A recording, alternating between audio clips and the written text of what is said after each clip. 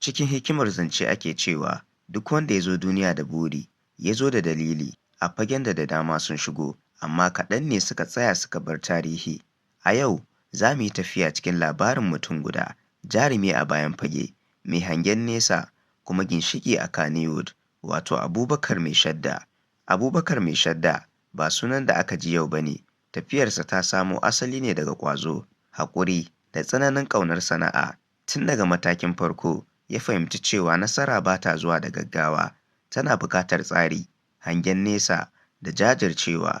Shigarsa masana'antar Kannywood ta zo da ƙalubale masu yawa, amma a maimakon ya ja da baya, sai ya rungumi ƙalubalen. A nan ne aka fara ganin bambanci.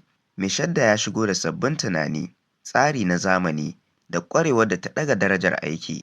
A matsayin furodusa, ya fahimci muhimmancin jari, lokaci, da inganci. A matsayin darakta, ya san yadda ake fitar da labari daga zuciya zuwa allo. Kowane aiki na Abubakar Mai Shadda na ɗauke da saƙon tarbiyya, al'ada, da gaskiyar rayuwa. Ba wai kawai fim yake yi ba, yana gina mutane. Matasa da yawa sun samu dama ta hannunsa. A Kannywood, sunansa yana tafiya da mutunci, gaskiya, da ƙwarewa. Duk inda aka ambaci aiki mai tsari da hangen nesa, ana tuna Abubakar Mai Shadda.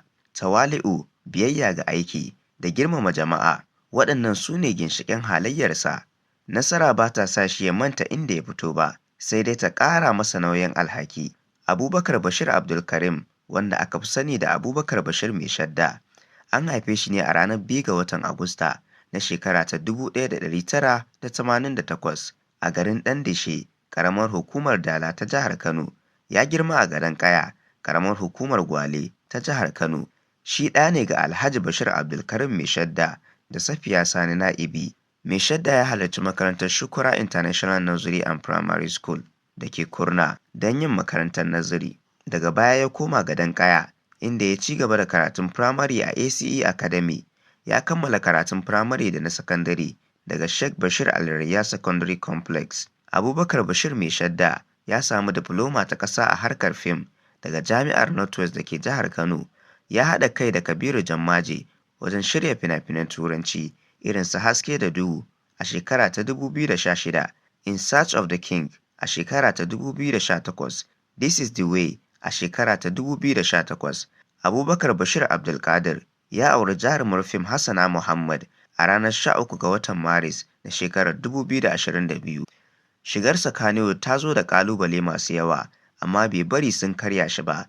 A maimakon haka, sai ya ɗauke su a matsayin matakala zuwa nasara. Wannan ne ya haifar da sabon salo na tsari, nagarta, da labari mai zurfi. Daga cikin manyan ayyukan da suka kafa sunan Abubakar Mai Shadda a taswirar Kannywood, akwai shahararrun fina-finai da series irin su Kwana 90, Daɗin Kowa, Manyan Mata, Izzar So, da dai sauran ayyukan da suka samu karɓuwa a zukatan masu kallo.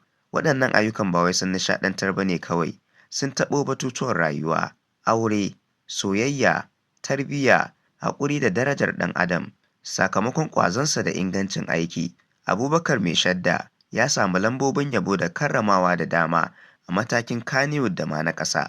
Ayyukansa sun samu yabo daga masana, jaridu, da tashoshin talabijin, inda aka bayyana shi a matsayin ɗaya daga cikin ginshiƙan sabon ƙarni na masu shirya fim. Baya ga nasara, gudunmawarsa wajen buɗe ƙofa ga matasa da sababbin hazikai ta sa sunansa ya zamo abin koyi. Ya nuna cewa nasara tana zuwa ne idan aka haɗa hangen nesa da gaskiya. A ƙarshe, tarihin Kannywood ba zai cika ba idan ba a ambaci gudunmawar Abubakar Mai Shadda ba. Mutum mai hangen nesa, ginshiƙin ci gaba, kuma abin koyi ga masu zuwa. Wannan shine labarin wanda ya zaɓi aiki da gaskiya, Abubakar Mai Shadda. Sunana Abba Hassan, aka Talent AB. Ku ci gaba da kasancewa da Nigerian Update da Abba Hassan TV.